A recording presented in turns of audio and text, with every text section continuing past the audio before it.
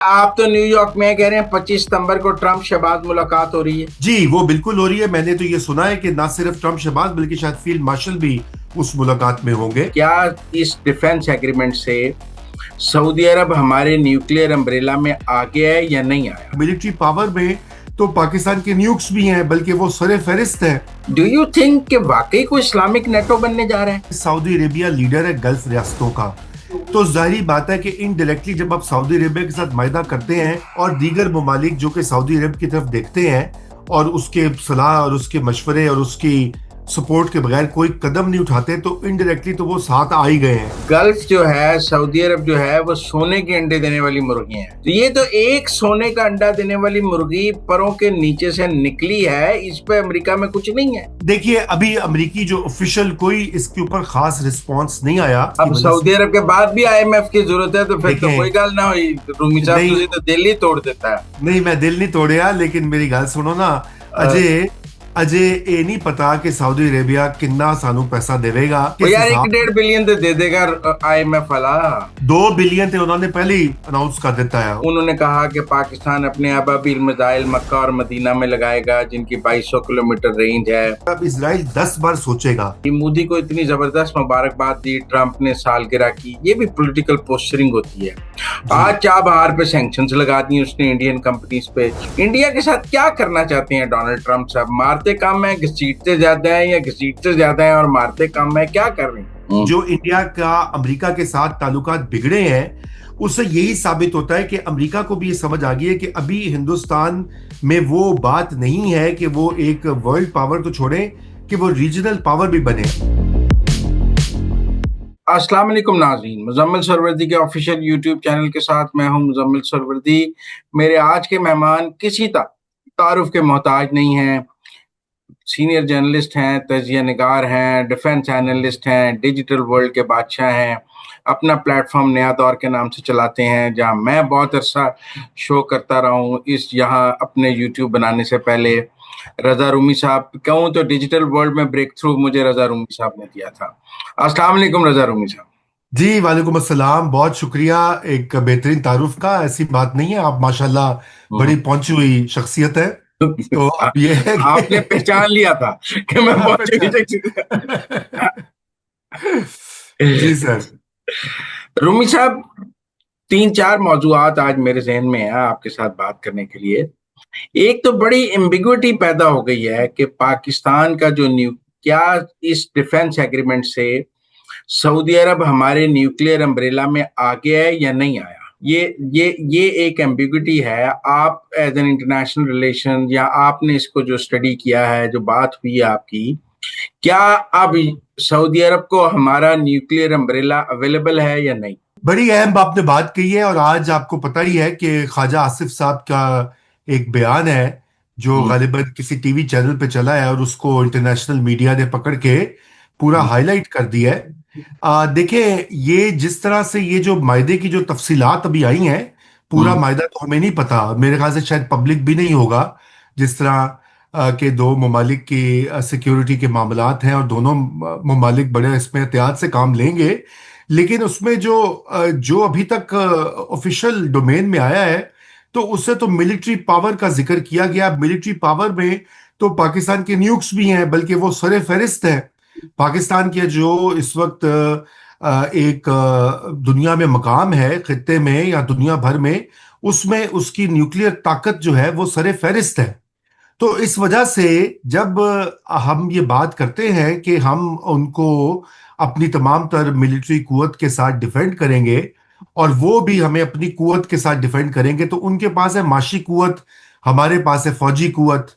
तो ये इन दोनों का आपस में जो मायदा है, उसमें बराह रास्त तो नहीं, लेकिन इनडायरेक्टली न्यूक्लियर अम्ब्रेला बिल्कुल आ जाता है। उसमें कोई दो राय नहीं होनी चाहिए। और ये जो बयान है ख्वाजा आसिफ का, ये सिग्नल भी है, एक सियासी सिग्नल भी है इसराइल के लिए, जिसके लिए आपको मालूम ही है कि उस खत्ते में सऊदी अरेबिया को, कतर को, दीगर ममालिक को वहीं से तो खतरा है कि इसराइल के पास चूंकि न्यूक्लियर वेपन्स है, किसी और को वो बनाने नहीं देता मिडिल ईस्ट में। और इसी वजह से पाकिस्तान की, जिसे कहना चाहिए, नंबर आ गया है। और एक नए मायदे, एक नए बाब का आगाज वो हुआ कह है। रहे हैं इस्लामिक, मैं कुछ इंडियन एनालिस्ट को सुन रहा था, वो एक बड़े मशहूर मेजर हैं, उनके क्या नाम है, मेजर आर्या, गौरव आर्या। गौरव आर्या। वो कह रहे थे इस्लामिक नेटो बनने जा रहा है, 57 कंट्रीज हैं और ये अपनी मुश्तरका और इस्लामिक नेटो बनने जा रहे हैं। डू यू थिंक कि वाकई कोई इस्लामिक नेटो बनने जा रहा है? मेरा नहीं ख्याल जी कोई इस्लामिक नेटो बनने जा रहा है सोहरवर्दी साहब। ये इंडिया में तो सफे मातम बिछी हुई है ना। देखिए, बात ये हुई है कि भारत हमसे कई आबादी में कितना बड़ा है, रकबे में कितना बड़ा है, उसकी माशी ताकत कई 10 गुना से भी कहीं ज्यादा है। 4 ट्रिलियन वो कहते हैं उनकी इकोनॉमी है।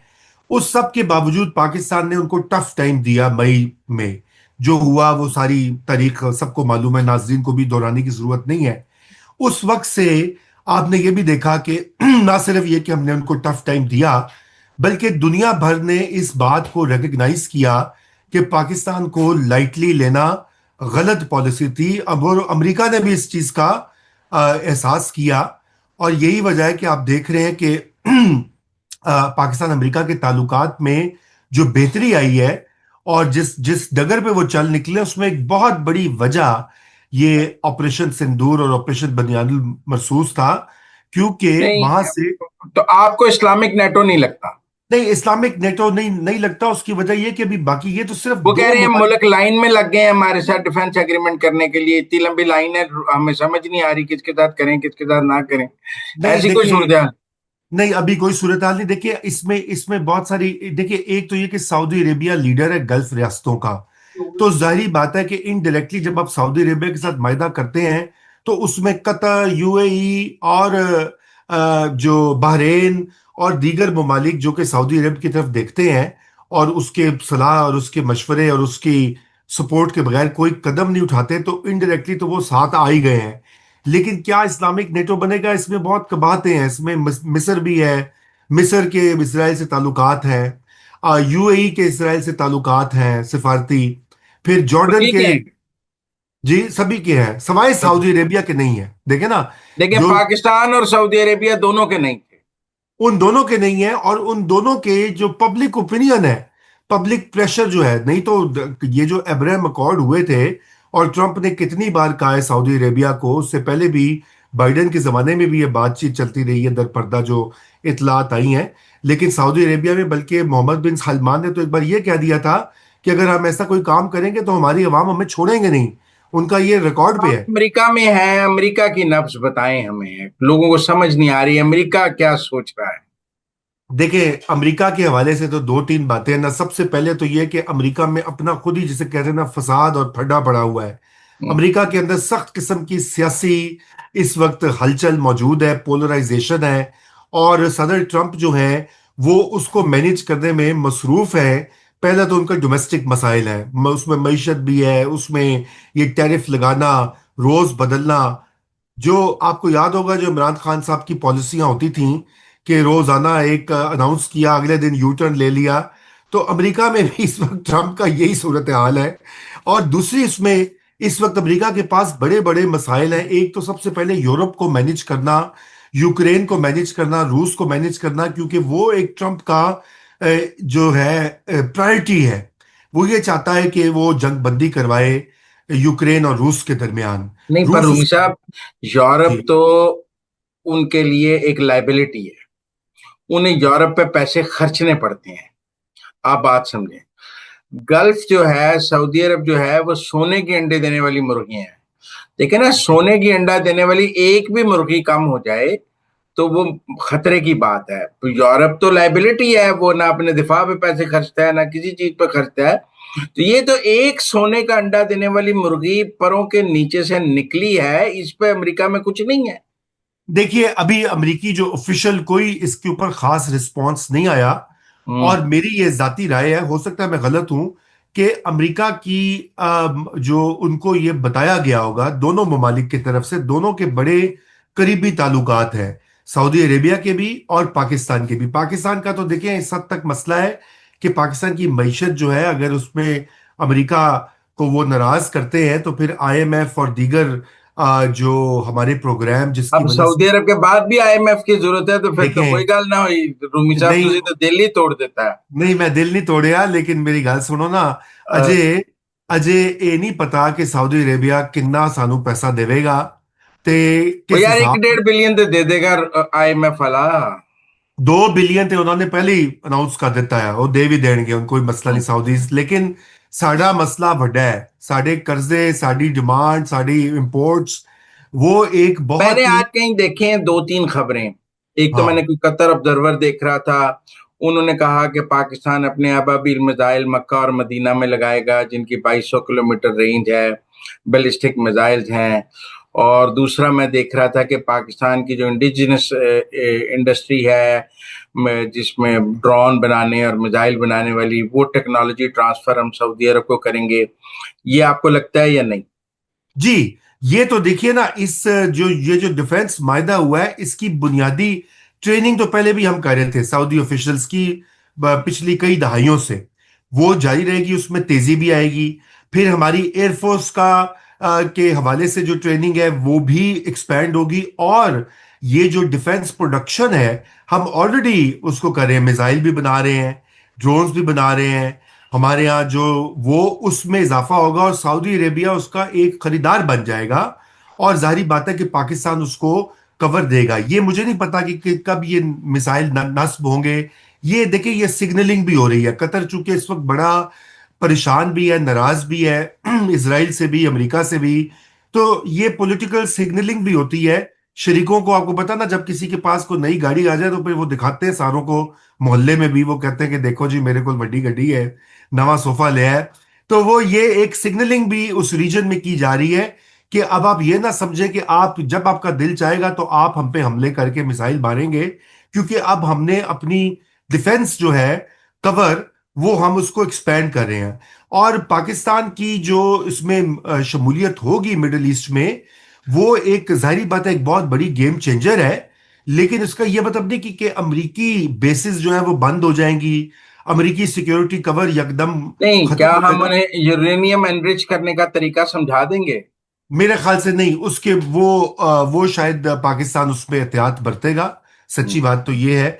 और उसकी वजह यह है कि अगर ऐसा होता है तो फिर आपको पता है कि भारत और इस तरह के दीगर ममालिक जो है, इसराइल भी, वो शोर मचाएंगे और वो कहेंगे जी ये पाकिस्तान न्यूक्स एक्सपोर्ट कर रहा है। इससे पहले भी पाकिस्तान पे कई इल्जामात इस तरह के आ चुके हैं, आपको याद होगा, नॉर्थ कोरिया के ये हवाले साठ से। परसेंट तक तो लीगल है ना जी, 60% तक जी, सिखा सकते हैं। 60% सिविल तक न्यूक्लियर तक।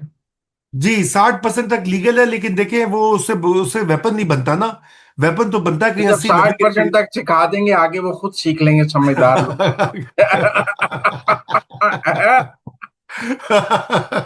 आपको लगता है कि सऊदीज को जो है ना थोड़ी आपका मशवरे लेने चाहिए। लेकिन ये देखिए, मेरा मेरा जाती, ये मैं आपको राय दे रहा हूं, मेरे पास इस मामले में कोई मालूमात नहीं है, होती तो मैं जरूर शेयर करता। मेरा ख्याल है कि न्यूक्लियर सिग्नलिंग और पोस्चरिंग जिसे कहा जाता है, वही है। और अब इसराइल 10 बार सोचेगा। अगर उसने सऊदीया पे हमला करना है, ये कह के कि यहाँ पे कोई हमास का बंदा आया हुआ है, पनाह ली हुई है, या छुपा हुआ है, या मिलने आया है। अब उम्रा हज करने तो सारे आते हैं, या इसी तरह कई किसी और कतर में दोबारा कैसा होगा। तो अब इसराइल को कई बार सोचना पड़ेगा। और यही डिटेरेंस होती है। डिटेरेंस ज्यादा अहम होती है सोरवदी साहब, हमले से या एक्चुअल वॉरफेयर से। अच्छा, अब ये देखिए ना, मुझे एक और बात समझ नहीं आ रही। मोदी को इतनी जबरदस्त मुबारकबाद दी, ट्रंप ने सालगिरह की, ये भी पॉलिटिकल पोस्चरिंग होती है। जी। आज चाबहार पे सैंक्शंस लगा दी उसने इंडियन कंपनीज पे 29 सितंबर से। इंडिया के साथ क्या करना चाहते हैं डोनाल्ड ट्रंप साहब? मारते कम है, घसीटते ज्यादा है, या घसीटते ज्यादा है और मारते कम है? क्या कर रहे हैं? देखिए, 2-3 चीजें हैं। नंबर एक तो ये है, सोरवर्दी साहब, कि वो ये कहता है कि रूस से तेल ना खरीदो। रूस से तेल खरीदते हो क्योंकि वो रूस पे प्रेशर डालना चाहता है ट्रम्प।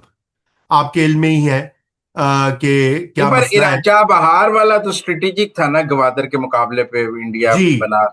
हाँ, लेकिन देखे ना, चाबहार के ऊपर भी जो सैंक्शन है वो ईरान को टाइट करने के लिए है।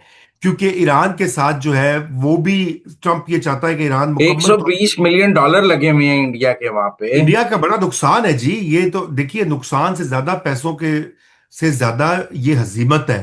एक इंडिया जो अपने आप को एक सुपर पावर के तौर पर प्रोजेक्ट कर रहा था, और हम्म। दुनिया भर में अगर आप वहाँ का मीडिया देखें, वहाँ के थिंक टैंक्स देखें, सियासी बयानात देखें, तो वो तो कहते थे हम वर्ल्ड पावर बन गए हैं। आज से, हम्म। ये मई से पहले की मैं आपको बात बता रहा हूँ। लेकिन उसके बाद यके बाद दीगरे पाकिस्तान के ने जो उनको कुट चाड़ी, बकौले शख्स से, और उसके बाद हम्म। जो इंडिया का अमेरिका के साथ ताल्लुकात बिगड़े हैं, उससे यही साबित होता है कि अमेरिका को भी ये समझ आ गई है कि अभी हिंदुस्तान में वो बात नहीं है कि वो एक वर्ल्ड पावर तो छोड़े, कि वो रीजनल पावर भी बने। असल जो पावर है इस रीजन में वो तो चाइना है, और जो कि ग्लोबल लेवल के ऊपर भी राइज कर चुका है।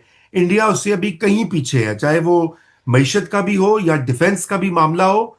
उसमें इंडिया को अभी बड़े साल लगेंगे, कम से कम 10 से 20 साल तो लगेंगे, कि वो कहीं कहीं करीब पहुंच जाए चीन के। और कौन जीता है तेरी जुल्फ के सर होने तक, वो भी आगे देखा जाएगा। तो ये सबसे बड़ा तो ये फड्डा है। दूसरा फड्डा जारी बात है टैरिफ्स का है, क्योंकि वो ट्रंप का ये ख्याल है और ये पुरानी सोच है कि जी वो टैरिफ ज्यादा लगाएगा तो ज्यादा पैसे अमेरिका में आएंगे, ज्यादा पैसे आएंगे तो बजट का खसारा कम होगा, और वो लोगों को दिखा सकेगा कि देखो जी मैंने लोगों को टाइट करके तो आपको अमीर कर रहा हूं। लेकिन ये पॉलिसी भी उसकी आगे चल नहीं रही, क्योंकि इसमें बहुत सारे ब्लॉकेट्स आ रहे हैं, और रूस खसूसन किसी सूरत भी ट्रंप की बात सुनने को तैयार नहीं है। अच्छा, ये ये असल। कह रहे हैं आप तो न्यूयॉर्क में कह रहे हैं 25 सितंबर को ट्रंप शहबाज मुलाकात हो रही है। जी वो बिल्कुल हो रही है। मैंने तो ये सुना है कि ना सिर्फ ट्रंप शहबाज बल्कि शायद फील्ड मार्शल भी उस मुलाकात में होंगे, और वो उसकी ये प्लानिंग फील्ड की जा मार्शल कहीं भी शहबाज शरीफ को अकेले नहीं जाने देते, वो कहते हैं कि गुम ना जाए मेरा प्राइम मिनिस्टर है। वो कहते हैं भाई मैं तेरी सिक्योरिटी से नाल नाल नहीं देखें। बात ये कि वो अकेले इसलिए नहीं जाने देते कि उसकी दो वजूहत है। ये नहीं है कि उनको बहुत शौक है, जो कि उनके खिलाफ प्रोपेगेंडा मुहिम पूरी चली हुई है। दुनिया भी उनको उस मीटिंग्स में रखना चाहती है, चाहे वो ट्रंप हो, चीन हो, सऊदी अरेबिया हो, कोई और मुल्क हो। और उसकी वजह यह है कि सबको पता है कि पाकिस्तान में दो रियलिटीज हैं। पहली रियलिटी यह है कि पाकिस्तान की फौज जो है वो उसने उस मुल्क को इकट्ठा रखा हुआ है, ये लोगों का पर्सपेक्टिव है। और दूसरा ये कि पाकिस्तान में जो कुछ होता है फौज की मर्जी से होता है, भी ये गलत बात तो नहीं है। अच्छा, और दूसरी रियलिटी ये है कि ये एक हाइब्रिड सिस्टम है जिसका इतराफ खुद वुज़रा कर चुके हैं। ख्वाजा आसिफ ने बड़ी, जिसे कहते अच्छा, आप न्यूयॉर्क में हैं, अमेरिका में कौमी यूथ का क्या हाल है? मेरा मतलब है, ट्रंप की हैं। मुलाकातें हो रही हैं, पहले आसिम मुनीर से, अब शहबाज शरीफ से, सारा हनीमून चल रहा है अमेरिका के साथ, सऊदी अरब से बिल्कुल एग्रीमेंट हो गया है, तो ये आपके ओवरसीज क्या कर रहे हैं अब? ये तो लॉबिंग शॉबिंग कहाँ गई सारी, वो समझाया था हमें। देखिए बात यह है कि लॉबिंग तो चल रही है, अभी कांग्रेस में दोबारा से कोशिश की जा रही है। इस बात की तो आपको दाद देनी पड़ेगी तहरीके इंसाफ को और उनके जो बैरून मुल्क सपोर्टर्स हैं, कि वो लगे रहते हैं, पैसे भी जमा करते हैं, जाके मुलाकातें भी करते हैं, मुनज्जिम भी हैं। लेकिन उनकी दाल नहीं गल रही। असल प्रॉब्लम तो ये है, इसलिए थोड़ी बहुत मायूसी भी है। सच्ची बात तो ये है। और प्राइवेटली उनमें से बहुत से लोग जिनसे मेरी बात हुई, वो कहते हैं कि जी हमें भी पता है कि होना कुछ नहीं है, लेकिन हमने करते रहना, जारी बात है, हमने अपनी सपोर्ट बेस जो है उसको भी तो राइल अप करना है। तो इसमें देखें ना, इसमें दो तरह के लोग हैं। एक तो वो है कि जो जेन्युइन इमरान खान के फैन और उनसे मोहब्बत करने वाले बैरून मुल्क पाकिस्तानी हैं, जो कि खुलूस से वो करते हैं। दूसरा इसमें एक ग्रुप वो है कि जिनकी आपको पता है दिहाड़ी लगी हुई है, वो ये वाली बात करेंगे, आ गया जी ट्रंप आ गया है, फोन कर देगा और अडियाला का ताला टूट जाएगा, फलाना इस तरह हो जाएगा, फील्ड मार्शल जो है वो हट जाएगा अपने मनसब से। ये सारी बातें आपको पता है कि ये चलती हैं, सोशल मीडिया पे भी चलती हैं, यूट्यूब पे भी चलती हैं। तो ये इस तरह के, ये फिर इनका आपस में एक, जिसे कहना चाहिए कॉमन वॉइस है, वो इनको प्लेटफॉर्म देते हैं, उस वॉइस को आगे बढ़ाते हैं और लोगों को ये बताते हैं। अब देखे ना, मैं ये भी पढ़ा था किसी सीनियर एक हमारे हैं जर्नलिस्ट, उन्होंने लिखा हुआ था कि भी वो इंग्लिस्तान अभी जा रहे हैं ट्रंप, और वो वहां पे जाके उनकी मुलाकात होगी जमाइमा और इमरान खान के बेटों से। वो तयशुदा बात है, क्योंकि वो जहाँ पे किंग चार्ल्स के पास वो जब मुलाकात होगी, वहां पे एक दावत होगी, उसमें वो सारे आएंगे और वहां पे बात होगी, इमरान खान आजाद हो जाएगा। मैंने ये पढ़ के सोचा, मैंने कहा ये तो मतलब ये तो अब कोई फिक्शन निगार भी इस तरह की कहानी नहीं बुनेगा इन हालात में। तो ये साहब क्या कह रहे हैं, लेकिन वो उनका मोराल जो है वो बुलंद है, वो लगे हुए हैं, वो समझते हैं कि कहीं ना कहीं कोई मौका आ जाएगा, और वो उसी की ताक में रहते हैं कि कोई झगड़ा हो, कोई कोई मसला हो पाकिस्तान के साथ, ताकि उनकी बारी आ जाए। तो मुख्तसर तो जवाब यही है आपकी बात का। बहुत शुक्रिया रजा रूमी साहब हमारे साथ बात करने का। It was player talking. हम आपको चलिए, बार बार जहमत देते रहेंगे। Thank you. इंशाल्लाह। वेलकम। खुदा हाफिज।